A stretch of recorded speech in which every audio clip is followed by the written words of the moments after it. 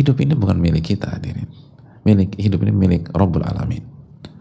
Dan yang pemiliknya nggak mungkin zalim. Nggak mungkin zalim. Ahkamul hakimin. Pemutus yang paling bijak, yang maha bijak. Jadi kita harus latih diri kita untuk tidak terlalu khawatir dan terlalu usah fokus ke yang lain. Justru yang harus kita, ini gimana hubungan kita dengan Allah, kualitas kita gimana. Dan ada sebuah kalimat yang menarik di Bukhari Ibnu Jauzi dari Abu Ali Al-Wadbari. Beliau mengatakan, minal iktirar an tusi'a fayuhsana ilaik fatatruka taubata tawahuman annaka tusamahu fil hafawat. Salah satu tipuan di dalam kehidupan, dan Anda terjebak dalam tipuan tersebut, Anda termakan tipuan. Kalau sekarang prank dalam hidup. Anda melakukan dosa, lalu Anda dapat kebaikan dunia. Di saat Anda banyak dosa, dapat kebaikan dunia, sehingga Anda tidak bertobat, karena Anda menduga dengan dapat A, dapat B, dapat C, itu semua kesalahan-kesalahan Anda itu langsung dilupakan, otomatis nggak dianggap, otomatis dibiarkan begitu saja, dan otomatis langsung dimaafkan.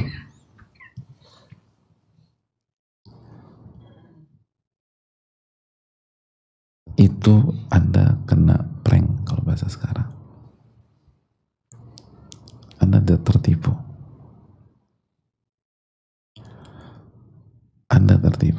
Itu yang dinamakan istidraj. Sebagaimana firman Allah dalam surat Al-An'am ayat 44, falamma nasu ma dzukiru bih. Ketika mereka lupa tentang apa yang disampaikan kepada mereka, ayat-ayat Allah, ilmu, dan semua janji-janji Allah atau ancaman-ancaman Allah, mereka lupa dengan itu semua. Mereka lupa dengan peringatan Allah Subhanahu wa Ta'ala. Gitu. Hadirin Allah muliakan, kalau kita punya pegawai, punya staff, atau punya bawahan, dia lupa ngerjain tugasnya, atau kita kasih warning, dilanggar sama dia karena dia lupa, yang dilakukan kita sebagai atasan apa? Enggak ada. Ini bawahan semua nih, jadi nggak punya pengalaman. Diapain? Dimarahin, ditegur, terus diingatkan, fasilitas di-cut nggak? Dipotong fasilitas segala macam. Terus apa lagi? Dia lupa nih, udah kita ingetin berkali, dia lupa, dia ignore gitu. Fasilitas dicabut, mobil kantor suruh balikin, motor diambil, ya, itu simple. Coba baca ayat ini, apa yang dilakukan oleh Allah? Fatahna alaihim abwaaba kulli syai'. Allah buka semua pintu-pintu dunia buat dia, bukan dibuka semua sama Allah. Fatahna alaihim abwaaba kulli syai'. Allah buka semua pintu-pintu dunia. Ini orang lupa sama Allah. Diambil-ambilin, enggak, dibuka sama Allah. Dibuka. Bisnis lancar, ini lancar, semua lancar.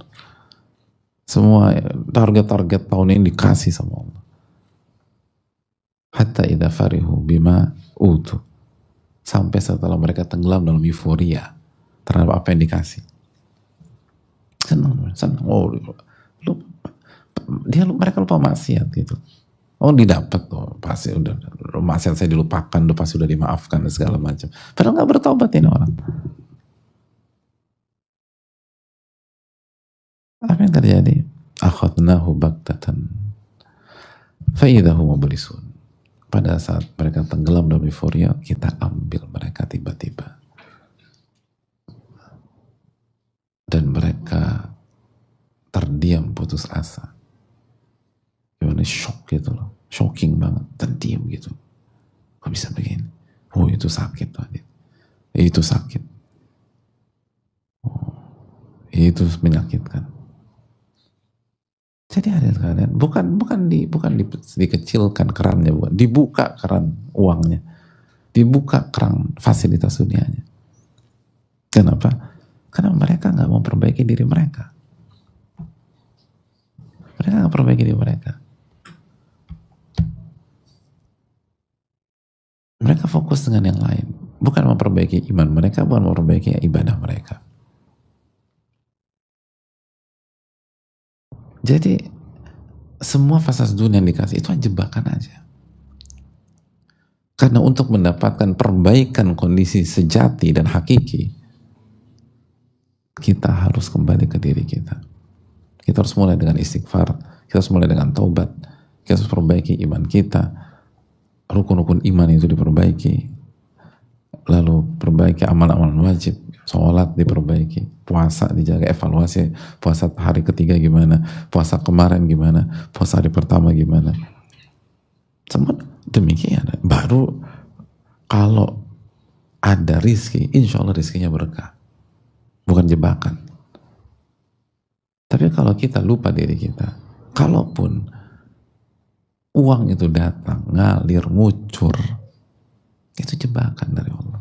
Itu istidraj. Biar apa? Biar kita semakin lupa dan semakin merasa aman, semakin berada di zona nyaman yang merupakan ilusi kita. Baru nanti akan ada waktunya dieksekusi semuanya secara mendadak, dan itu sangat menyakitkan. Oleh karena itu sekali lagi, man saffa suffiyalah. Barang siapa yang membersihkan diri dan jiwanya dengan iman dan amal soleh, maka Allah akan bersihkan segala noda, karat dalam kehidupannya. Allah akan selesaikan masalah-masalah hidupnya. Mulai dari diri kita.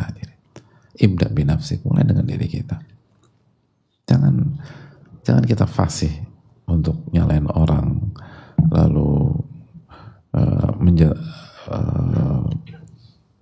melimpahkan semua kesalahan ke dia,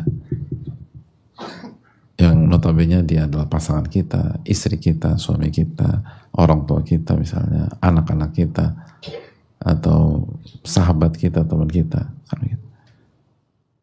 Tapi dia salah beneran Pak Ustadz. Iya salah, tapi memang kita nggak punya kesalahan. Tapi dalam kasus ini dia yang salah, setuju misalnya, evidence, bukti dia yang salah. Tapi apakah kita nggak punya kesalahan di kotak lain? Dan kesalahan kita di kotak lain itu yang menyeret kita punya keributan di kotak ini. Apa susahnya bagi Allah SWT? Itu hal yang perlu kita camkan. Dan itu biasa dalam kehidupan. Kita aja tidak mawas diri dan kita tidak introspeksi diri. Oleh karena itu, sekali lagi, barang siapa yang memperbaiki kondisinya, perbaiki ibadah dan amalnya, perbaiki amalan hati, perbaiki mentalitas, perbaiki ketakwaan, perbaiki iman, perbaiki ibadah. Nanti urusan dan kondisi akan diperbaiki sama Allah Subhanahu wa taala. Terakhir Allah berfirman dalam surat Al-Ahzab, ya ayyuhalladzina amanu ittaqullaha wa qulu qawlan sadida yuslih lakum a'malakum. Wahai orang-orang beriman, bertakwalah kepada Allah dengan bertakwalah dan ucapkanlah ucapan yang jujur dan benar. Niscaya Allah akan perbaiki amal dan kondisi kalian. Allah akan perbaiki. Kalau kita bertakwa, Allah yang akan perbaiki, yang maha sempurna, yang akan memperbaiki amal dan urusan-urusan kita. Itu yang akan memperbaiki. Kita akan menikmati itu dengan luar biasa. Kalau yang memperbaiki gigi kita, dokter gigi terbaik di Indonesia, tugas kita tinggal mangap doang aja, dilihat. Semua diperbaiki sama dokter tersebut. Itu manusia dengan manusia. Lalu bagaimana dengan Rabbul Alamin? Bagaimana dengan Rabbul Alamin? Maka Allah akan memiliki itu semua. Maka fokus pada takwa kita, dan ini Ramadan, dan semoga Allah memberikan taufik kepada kita. Wassallallahu ala Muhammad wa ala alihi wasallam. Aku qouli hadza subhanaka wa bihamdika la ilaha illa anta astaghfiruka wa atubu ilaik. Assalamualaikum warahmatullahi wabarakatuh.